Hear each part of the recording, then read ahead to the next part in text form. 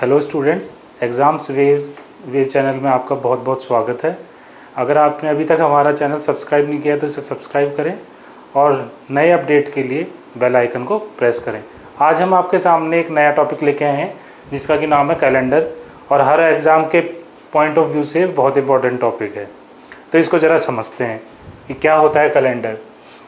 Calendar को जैसे कि सबको पता है कि कैलेंडर क्या होता है, पंचांग होता है जिसके थ्रू अपन डेट्स वगैरह पता करते हैं। हमारे इंग्लिश में जो कैलेंडर यूज़ आता है उसे ग्रेगोरियन कैलेंडर कहते हैं, और हिंदी में जो आता है विक्रम संवत जो पंचांग में यूज़ आता है वो आता है। वैसे हमारे जो कार्यालय के काम होते हैं वो विक्रम संवत इन पे डिपेंडेंट होते हैं, लेकिन फिर भी हमारी ऑफिशियल छुट्टियां किस पे आती हैं? कैलेंडर पे, ग्रेगोरियन कैलेंडर पे आती है। तो जब हम कैलेंडर की बात करते हैं तो कैलेंडर में क्या होता है? ईयर होता है पूरा। क्या होता है? ईयर। अब ये ईयर भी क्या होता है? दो तरह का होता है। एक तो होता है नॉर्मल ईयर,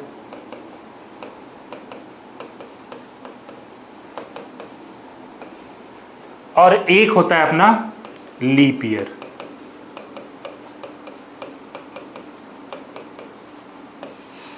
नॉर्मल ईयर को तो हिंदी में क्या कहते हैं? साधारण वर्ष।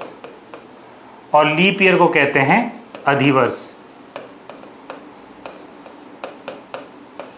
अधिवर्ष इसलिए कहते हैं क्योंकि इसमें एक दिन अधिक होता है, इसलिए इसको अधिवर्ष कह देते हैं।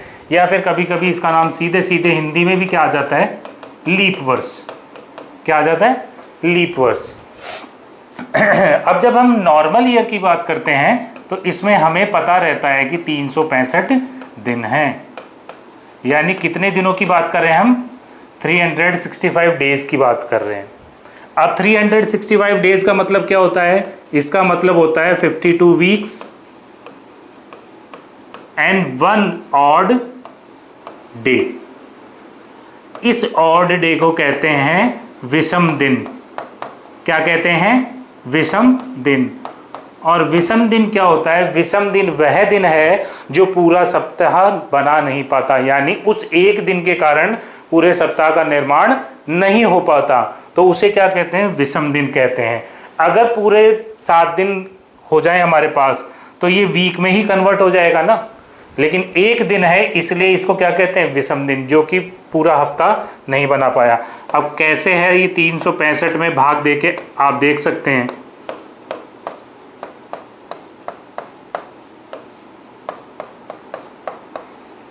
ये यहाँ जब 7 का भाग देते हैं तो यहाँ पे सप्ताह निकलते हैं और यहाँ पे दिन प्राप्त होते हैं। तो ऐसे 52 सप्ताह और एक विषम दिन होता है। किसके अंदर? जब हम साधारण वर्ष की बात करते हैं। वहीं हम अगर अधिवर्ष की बात करते हैं तो हमारे जहन में 366 दिन आते हैं, और 366 दिन का मतलब क्या होता है? वही 52 सप्ताह और 2 विषम दिन। क्या? 2 विषम दिन। अब यहां पे 2 विषम दिन आए क्योंकि वो 65 था, ये 66 था, इसलिए 2 विषम दिन आ गए। अब कोई वर्ष अधिवर्ष है यह मालूम कैसे चलेगा? यदि कोई शताब्दी को छोड़ के कोई भी वर्ष है, किसी भी सन, यानी सन का मतलब क्या हो गया? वर्ष में 4 का पूरा भाग चला जाए तो वह वर्ष क्या होगा? लीप ईयर होगा। क्या होगा? जब भी किसी ईयर में जो कोई भी ईयर दिया जाए वो 4 से पूरा डिविजिबल हो तो इसका मतलब वह साल क्या होगा? लीप ईयर होगा। और वहीं अगर सेंचुरी की बात की जाए, किसकी बात की जाए? सेंचुरी वाले, यानी शताब्दी वर्ष की। किसकी? शताब्दी वर्ष की बात की जाए तो ये लीप वर्ष है या नहीं, ये मालूम करने के लिए वो 400 से डिविजिबल होना चाहिए, यानी 400 से पूर्ण विभाजित होना चाहिए। ठीक है ना? अगर ऐसा होता है तो वह जो वर्ष है शताब्दी वर्ष क्या होगा, अधिवर्ष या लीप वर्ष होगा। ठीक है, यहां तक तो ये अपने लीप ईयर और नॉर्मल ईयर की कॉन्सेप्ट था। अब चलते हैं हम कुछ थोड़ा आगे बढ़ते हैं। अब जब बात कर रहे हैं हम, तो हमें एक चीज ध्यान रखनी है कि 1 जनवरी 1 AD, जब ये 1 जनवरी हुई थी तो इस दिन क्या वार था, कौन सा वीकडे था, मंडे था। क्या था, सोमवार। ठीक है, और ये सोमवार था, इसीलिए हमें एक चीज ध्यान रखनी है कि 0 किसका कोड होगा, संडे का। 1 किसका कोड होगा, मंडे का। 2 किसका कोड होगा, ट्यूसडे का। 3 किसका कोड होगा, वेडनेसडे का। 4 थर्सडे, 5 फ्राइडे और 6 सैटरडे। ठीक है, ये तो कोड होंगे। और एक हमें चीज और याद रखनी है, क्या, 400 साल, 300 साल,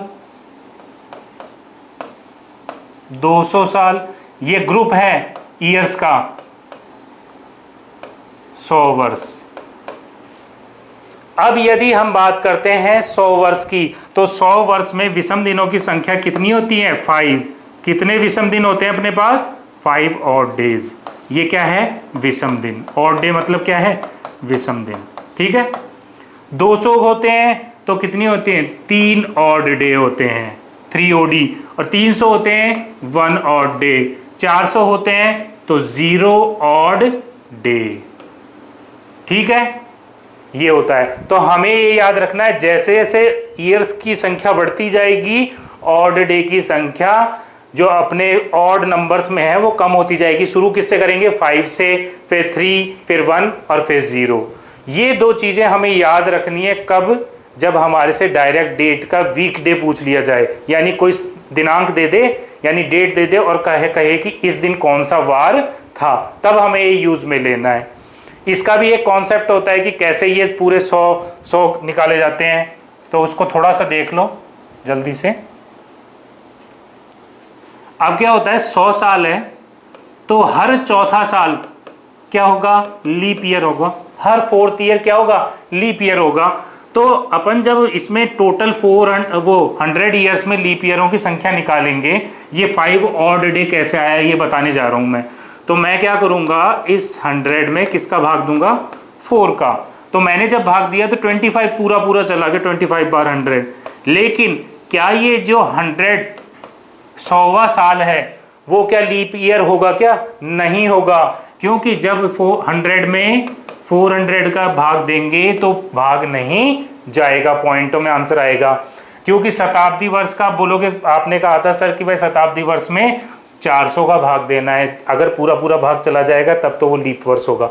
लेकिन 100 में नहीं जा रहा, तो कितने साल हुए अपने पास, 99। तो 99 में जब हम 4 का भाग देंगे तो कितने बार जाएगा, 2 बार, 8 1 9, 4 बार क्या आ जाएगा, 16 3। अब जब 4 का भाग देते हैं ना, तो अपन रिमाइंडर को नहीं देखते हैं, किसको देखते हैं, क्वोशिएंट को, यानी भागफल को देखते हैं। तो कितने आए अपने पास, 24। तो इससे हमें पता पड़ता है कि 100 साल में लीप ईयर कितने हैं, 24। और एक लीप ईयर में कितने विषम दिन होते हैं, 2। तो 24 सालों में कितने विषम दिन मिल गए हमें, 48। ठीक है, अब 100 साल में से 24 क्या है, लीप ईयर। तो नॉर्मल ईयर कितने बच गए, 76। तो इंटू 1। अब इसको इंटू 1 क्यों किया है, क्योंकि नॉर्मल ईयर में विषम दिनों की संख्या 1 होती है, तो ये 76 हो गया। कितने हो जाएंगे, 124 डे। जब 124 दिन आ गए और विषम दिनों की संख्या है तो इसमें 7 का भाग देंगे, 7 1 जा 7, 7 7 जा 49। कितने बच गए, 5। जब 7 का भाग देते हैं तो हमेशा रिमाइंडर देखते हैं, और ये 5 ये रहा, देखो। तो ऐसे मालूम करना है हमारे को। ठीक है, अब बात आती है 3 कैसे आया। तो 100 साल में 5 है तो 200 में 5 और, तो कितने हो जाएंगे 10। 10 में फिर 7 का भाग देंगे तो कितना बच गया 3, तो ये 3 आ गया।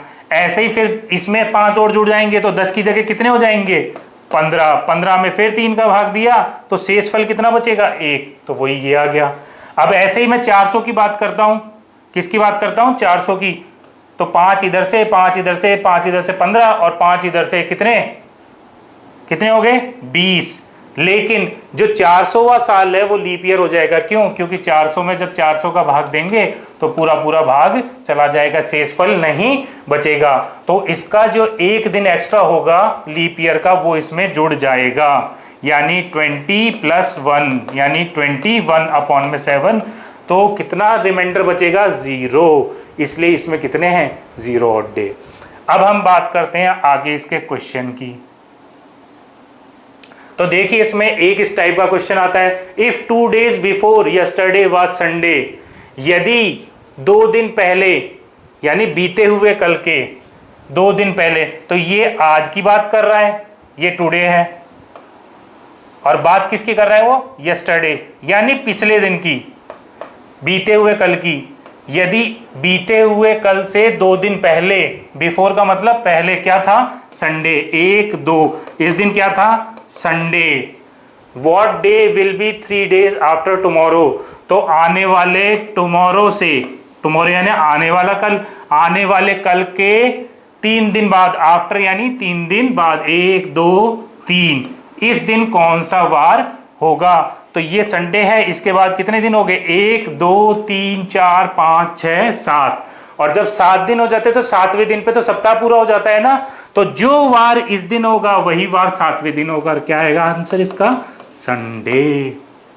एक इस टाइप का क्वेश्चन आता है। ठीक है, नेक्स्ट चलते हैं हम।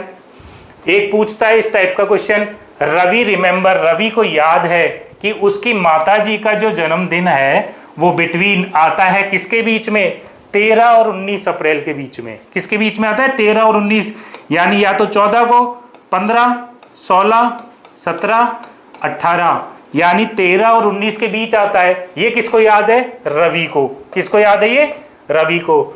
और उसके ब्रदर को, हर ब्रदर रिमेंबर्स, उसके भाई को याद है that there mother birthday is between 17 to 23 अप्रैल, यानी 17 से 23 अप्रैल के बीच। यानी उसके भाई को याद है 17 से 23, यानी 18 19 20 21 22, इन डेटों में से किसी एक डेट को उसकी माताजी का बर्थडे है।